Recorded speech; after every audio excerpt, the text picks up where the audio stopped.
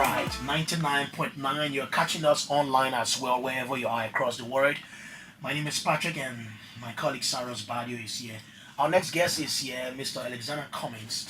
He is our next guest. He is the political leader, if I may say, of the Alternative National Congress. Am I correct, Mr. Chairman? A very good afternoon to you, Mr. Cummings. Thank you. Good to be here, Patrick. Sorry. Yes, welcome. How are you this afternoon? I'm very well. I'm looking forward to a spirited conversation. Yeah, I mean, I know the first time you came here, it was a little light. You had to do a It bit was? of profile on yourself. It was, and it didn't feel like to me. Really? No. Well, I think today we need to go down into some specifics because you've been doing the nationwide tour and we need to talk a bit about that. Perhaps we need to start with that. What has been your impression following your tour across the country?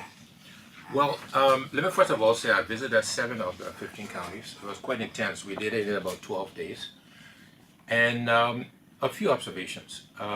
One, our people need a lot of help in terms of everything we all know. Roads were a challenge. Education, we got requests over and over for supporting education, vocational training, health. So I won't go through the list. But what I observed though, and maybe not for this conversation, perhaps for a different conversation, is I got the sense that our people are looking for a savior. And my response is that we, the Liberian people, are the savior we're looking for. Yes, we need a leader with the right set of experiences, with the credibility, with the integrity to lead our people, to set the example, to set the vision. But we collectively as a people have to change our country. And no one person or persons can do that. And that's a conversation I think at some point that I'd like to have.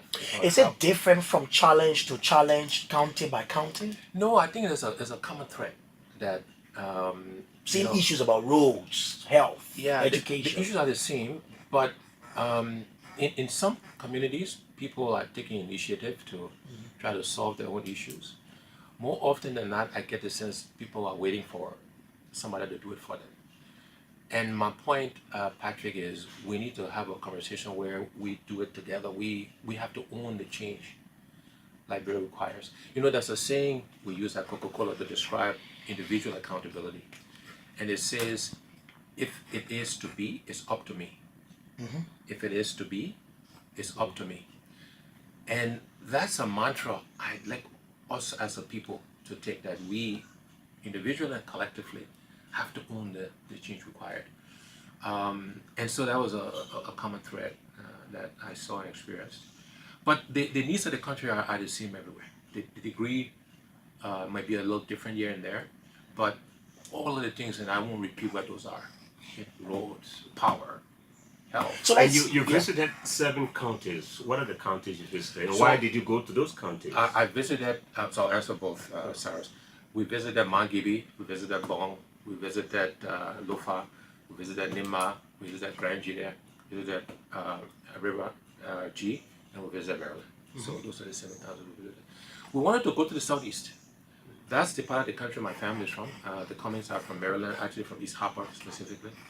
And on our way to Maryland, we decided to cover those counties. And so the reasons for that, coming out of our convention on April 30th, where I was elected political leader, we said the first place to go is to the southeast, to Maryland, and to connect with the people there, because that's a region that we need to win if we're serious.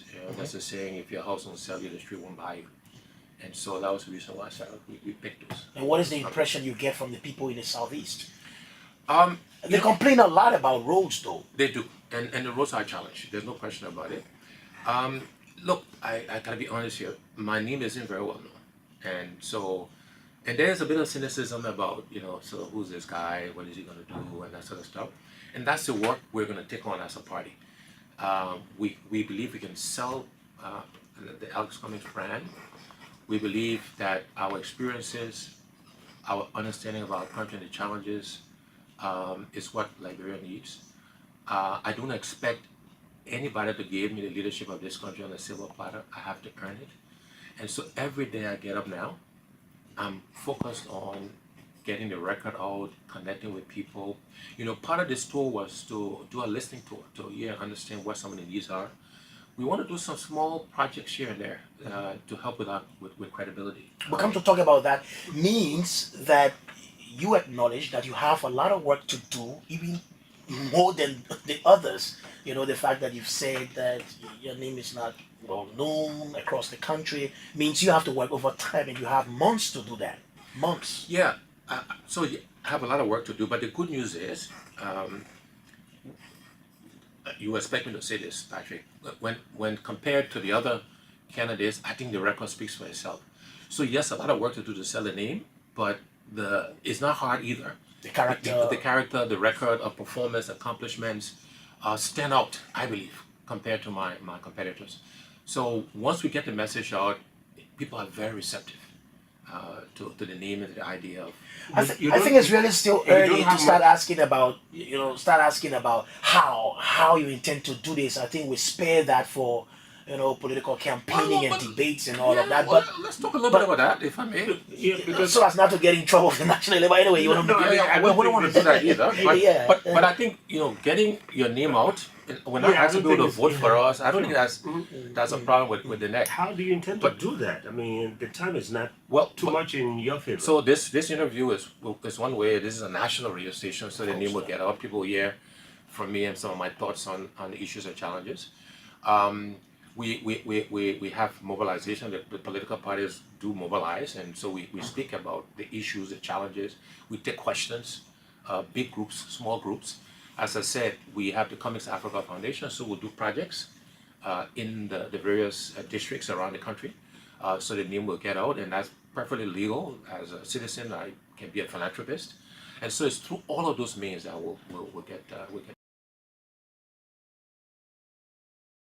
And some political observers, Mr. Cummings, are saying that you are just testing the waters for 2016. 2016 is really, or 17 may not really be a year. You're just introducing yourself into the political field so that 6 years after, or whatever the referendum suggests, you may just come and go, I'm the man now. No. Let me make that very clear, Sarah's, that I'm entering this process to win. I'm not dabbling. I'm not testing the water. I want to convince the Liberian people to give me the opportunity to lead our country. Do you have all options on the table as well? You could go first. You could go second. Is that? I want to go first. You want to? There are no other options on the table. But you can't eat your cake and have it in political. I'm sure you support coalitions, alliances, and mergers. Absolutely. And once it reaches that point, you have to, dialogue, and at that point, you could be asked to go second. I believe in coalitions, in collaboration, in dialogues. If through that process it is concluded that somebody else should take the lead, I will support that person, but not necessarily as second, third. There are different ways to support people without taking a role. If I'm going to go into government, and I want to go into government, I want to lead our country, I want to lead our country as president. But if through the coalition conversations, the dialogue, the merger conversations, is the consensus that somebody else should take that, I will support that decision, but not in a form. Are you holding conversations around that, by the way? Very preliminarily, having discussions today. Nothing specific at this point in time, but everybody's talking to everybody today. I think it's safe to say, and we're in those conversations. You've met with the CDC? I have not met with the CDC directly. Some of our, as you know, a lot of our party members today are former seditionists, and so conversations are happening. But I have not personally met. What is your philosophy moving into these elections? Is it about the opposition bloc going against the incumbent? One high and mighty incumbent, and it has to be forming an alliance or coalition or perhaps a merger with the opposition going against one incumbent. My philosophy is that we should be offering the Liberian people a positive alternative. We should be painting a picture of what Liberia can and should be. I believe that as Liberians, we can change our country. That as Liberians, we deserve better than we have today. And that's the picture I want to paint for Liberians. I often say, Patrick and Sarah, that I've been blessed. in many ways, in all of the multiple experiences that I've had. And I believe if other Liberians were given similar opportunities and blessings, they would have done as well, perhaps even better than I've done. And so my passion is to create an environment or situation where we can create opportunities for Liberians to thrive in whatever they choose to do. And I think that's the picture we should be painting for our people. And that's what my philosophy is, to offer an alternative. You know, there's this saying, and you guys will know this, the definition of insanity, of being crazy, is to do the same things and over expect a and over different result, again, right? and not And we necessarily want, going into the whole idea of discussing individuals. I've yeah, observed so that you I don't try want as much as possible to to stay stay away away from that, from and other. focus on the issue, Yeah, focus on the sure. alternative, focus on the option. Again, we have to be more positive about ourselves as a people, right? And speak to the better angels in us. And that's what I hope to do. Still talking about this issue of forming coalitions, alliances, and mergers. I mean, obviously, our two successive past elections have proven that not a single candidate has won the 50% plus one vote. And with the multiplicity of political parties and individuals, who some of whom will go independent, one would think that there will not be another 50% plus one. That means you have to be a part of a bloc. Let me get your thoughts about this. Well, you know, um, I don't subscribe to the conventional political wisdom necessarily. We have set a goal for ourselves as a political party that we want to win in the first round. Because I believe philosophically, if you set your sights too low, you You fall aim even lower. lower. If you set your sights high, you have high aspirations for yourself and your people in your organization, you tend to do better. People live up to the expectations you set for them. That's true universally. Librarians are no exception. You're shaking your head, you know that. So we've said, you know what, we are going to strive to compete everywhere, in every district, in every county. We're not going to concede any district, any county to any other candidate. We're going to work every day to do that. Part of that is to have conversations with other political parties, to try to form coalitions, to try to find like-minded people, because that's part of the way we can win in the first round, right? So the coalition strategy is about doing that. And as I said, we in conversations, early conversations, but we in conversations with various political parties. Yet, political parties in Liberia are built around individuals rather than being institutionalized. Means that the funding of the party, people pay dues, people are able to bring things on the table, and all of that. You're willing to foot all of the bills for the ANC and moving into these elections? I will fund a significant part of it, but you know, the ENC is a due paying party, so our partisans are expected to and do pay dues. Our partisans will contribute in kind, so you contribute in cash and kind. We are trying to solicit volunteers, individual Liberians who may or may not be party members, to volunteer their time to go out and recruit other members. And we will get other Liberians to support us financially and non-financially. So it's a broad strategy of trying to find the funding necessary to propel us. It's not going to be difficult for you, let's though. face it, Mr. Yeah, Cummings. yeah. You know, Liberians normally really don't support political parties. They rely on the political leader or the higher ups in the party to support the political institutions. And you know, I mean, so it doesn't seem clear that you're looking at partisans to support a political institution that normally partisans don't support. And it may be you may then have to be dipping into your own little retirement No, account look, that you have to your own detriment. Sarah's, you know, I started answering the question by saying I will fund a significant part of it personally. I will. But again, this is the kind of conversation I like us to have, because no matter how small the contribution is, we should expect everybody to contribute. So I might be able to give $100, and somebody can only give 1 cent. And you put your mouth where your money is. But the expectations at least is that if you can only give a penny, you should give a penny, and I can afford to give $100, I will give $100, and that's the ethos we're trying to develop in the party. So I will fund most of this. Let's be clear, but I want every partisan to participate and to contribute, and non-partisans. So there are some people trust me, in our country, in our society today, there are Liberian citizens who live outside this country who are supportive and are contributing financially to this effort. Um, so yes, the bulk. And by the way, yes, political parties in Liberia are generally built around individuals. That is something we're trying to change in the ANC. We want to build an enduring institution. Um, we want to build an institution of ideas. Not necessarily So you. not You, necessarily me. everything you. Exactly. We're striving to do that as an enterprise, as a party, as a bill. And to some extent, parties are built around individuals, even around the world, right? I mean, the Democratic Party, the United States Republican Party, they're institutions, yes, that have machines that run day to day to day, but they galvanize themselves when elections are coming up around a candidate. So we have a ways to go as far as building the institutions, if you will, to actually run the machine. But I think again we should have aspirations to do that. We should work towards that. We should create an expectation of people to do that, knowing that it would take a while for us to get to that point in time. But just take a little bit of too longer time. President Tupman was here, and it was his personality cult. He left, other leaders came, same thing. And yet we are still very far away from institutionalizing these institutions. Doesn't that concern you? No, because well, I would say yes and no. Yes, it does. It's taken a long time, but you got to start somewhere, right? You got to start the effort somewhere today. I often say I can't do anything about yesterday, but I can influence today and tomorrow.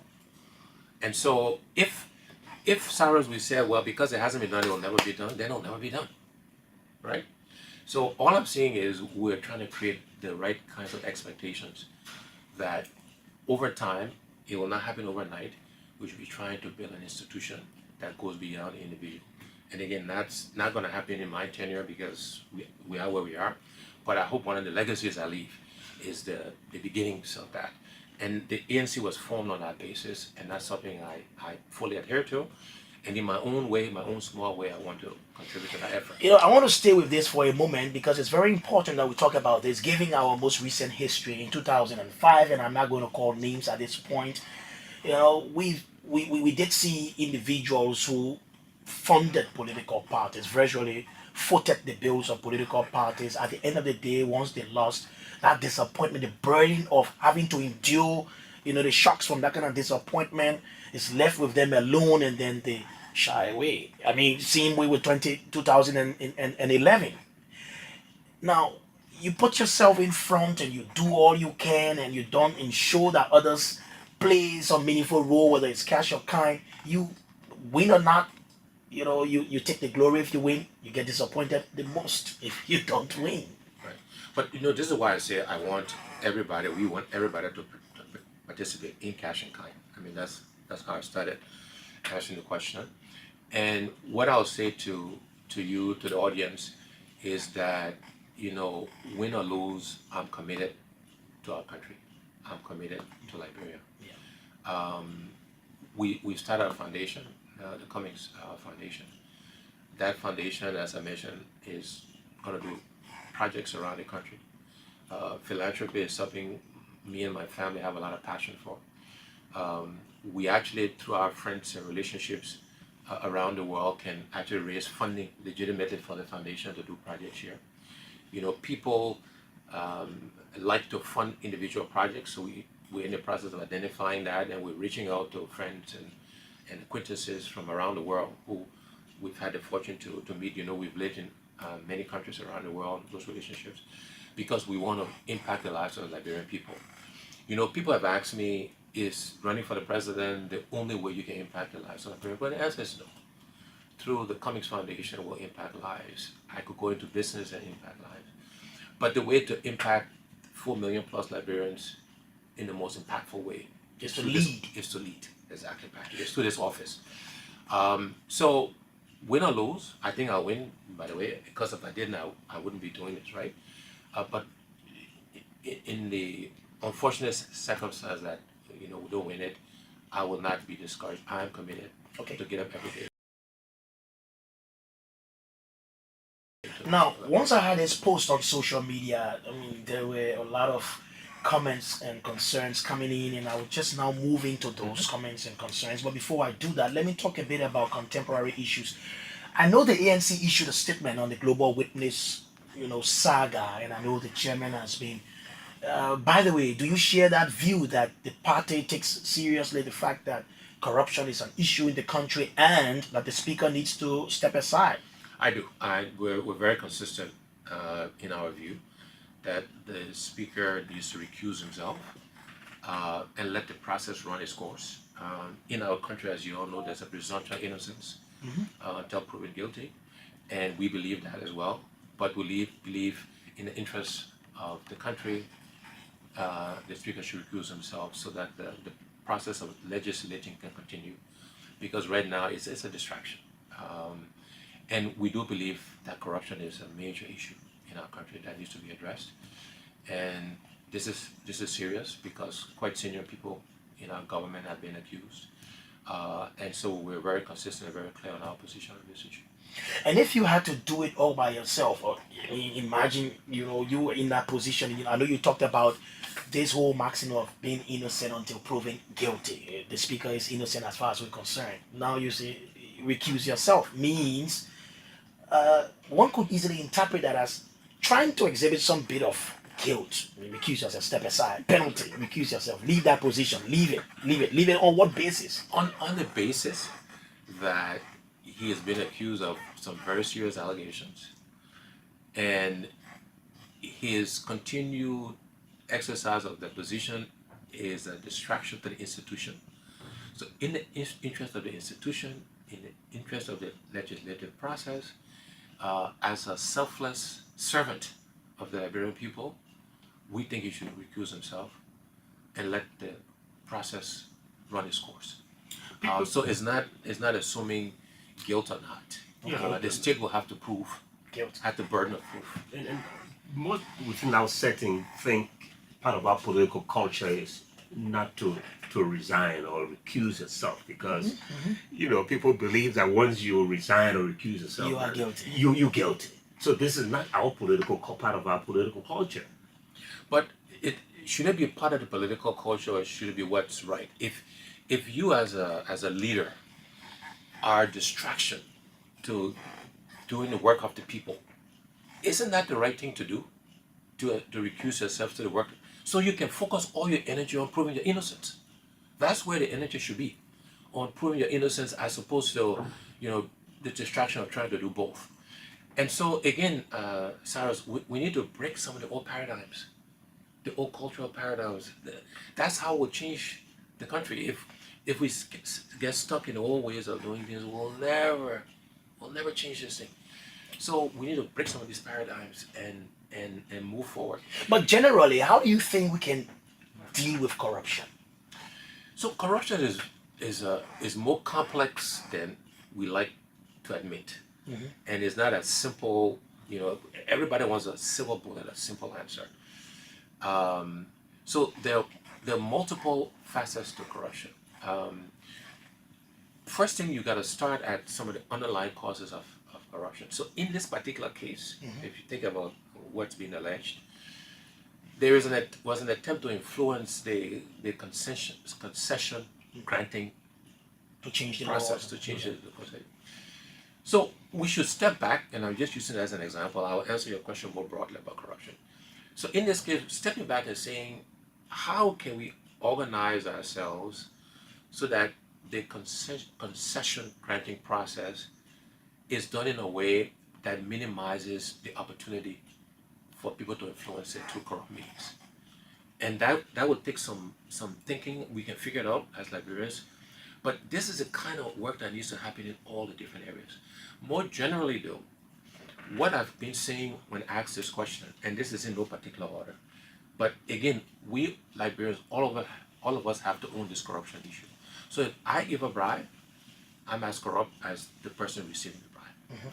If I steal $10 and somebody steals $1,000, we're all rogues, and we all should be punished. And we should not extrapolate the many Liberians, will pay somebody to get to the front of the line, or will pay, and somehow that's okay, right? Is that okay? I'm saying it's not, but I'm thinking in people's mind it's okay to do that, Okay. right? But it's not. That's my point. So small bribe, big bribe is a problem. We need to admit that we all need to own this. Secondly, you got to punish leaders, right? So it's rather systemic. I mean, Oh, it is. yeah. Well, it is. It It's is. just a fact. We got to recognize it for what it is, right? If we don't recognize systemic is endemic, we'll never address it. Then you got to punish leaders because you got to set examples. Leaders should know better, right? So as a leader, a minister, or a judge, or whatever your position is, a leading businessman, if you're caught being corrupt, we need to prove it and we need to punish you. It's not just good enough to resign. You need to be prosecuted. So that's something you have to do as part of this. We need to look at where you give people a lot of discretion to make decisions, you invite the potential for corruption. And we need to simplify our laws. Let me give an example. By the way, I don't know how practical this example is. It's just meant to be illustrative. Okay? And there may be all kinds of reasons why it's not practical, but I think you'll get a gist when I give the example. And again, I emphasize the caveats around it. When you're importing stuff into Liberia, you gotta pay duties on a variety of, if it's a telephone, a television, or furniture, very complicated duty scales. Duties, yeah. What? And because it's somewhat complicated, it creates opportunity for people to do funny stuff, right? If you just simplify, you say, look, for every container you bring in, it's $1,000, no matter what's in it. It's simple. Everybody understands. I importing, I know. You, the customs officer, we know. So you can't tell me, well, for this, it's 15%, but I'll let you take it for 10%, and for that is 5, I'll give it for 1, because it's $1,000. It's simple. So illustratively, I'm saying if we simplify some of our systems and processes and rules, it will help us get at corruption. But I will leave you with this. It's something we gotta address. It's I think I heard your earlier guest say we're violating the human rights of Liberian people if we don't address this issue. But we gotta do it systemically. As a people, we need to own this. We gotta recognize the roles we play, big and small, in this. We gotta punish people and follow through on the punishment. But we have to. And I will say to you again, it will not happen overnight, but it doesn't mean we don't start the journey. Not even the first year when you become president. It will not happen the first year. But the first year, there will be multiple examples. One of our partisans said, you know what you should do, Mr. Cummings? You should build a bigger jail. You go expand the jail and designate a particular cell, the worst cell you can find for your government officials, the people you appoint. But show us your resolve. Who are Show us your resolve by setting examples within the ANC as a political leader. Catch one person, publicize it, then we know you are resolved. And yes, and if we're looking at that, we're putting in financial controls to manage our processes and systems, and when we capture people, we will publicize it. We'll make sure people know. Okay, so you spent some time on corruption. Now I have to go to my notes and some of the points that. Let me ask you this question, and I'm not going to address it because one of our listeners in the US. Do you, Mr. Alexander Cummings, have an American passport? The way I answer this question is it's come up all kinds of ways. People try to answer it. And my answer is I'm a Liberian. I have a Liberian passport. I was born in Liberia, I am a Liberian, I will probably die Liberian. And that's an answer I've been consistent in giving. Have you ever had matter. one? I'm a Liberian, Patrick, always have been and always will be. Have you ever had one American? I'm a Liberian, I have a Liberian passport, I always have been, I always will be. This doesn't answer the question of whether you have or not. Gentlemen, again, we can spend the rest of the time asking this question any number of ways. This is the answer I'm consistently giving Okay. to that question. You want to make a quick follow-up? Have you ever applied for American citizenship before? Cyrus, again, we can spend the rest of the time on this issue, or we can talk about other issues. I've given my answers. But no, we'll move further. But I mean, someone listening out there may think that Mr. Cummings may not be coming clear on this. Well, that would be unfortunate because I can't be any more clearer than I've been in terms of answering your question. Okay. I know somebody else asked about the residency clause, but then the Supreme Court had an opinion on this, so we put a Yeah, the pause to thing. that. Yeah, in 2010. What were your comments about gay rights of recent? So again, there's been some mischaracterization of my comments, and I probably own not being very clear. So let me try to make it as succinct and clear as possible. As a Christian, that is a lifestyle that I do not subscribe to. Okay. Having said that, also as a Christian, the Bible, the good Lord says, I can't be judged and jury. That God will judge people's behaviors on Judgment Day. Um, and so I will let God be the judge of people's behavior. And then finally, my answer would be that our laws protect people against discrimination, etc., and will apply the laws of Liberia, no matter who or what the circumstance. But I start with the initial premise that as a Christian, that's a lifestyle I don't subscribe to. There was a counter argument once people misinterpreted your position, as you said, and now you're coming clear with this. But the counter was that the Western imposition of its culture on African countries has always been an issue. I remember when Hillary Clinton was then Secretary of State, she made a pronouncement that look, Africans will either forfeit aid for this, and moving further, you will have to contend with this, honestly. Yeah, the conversations we should be having with whomever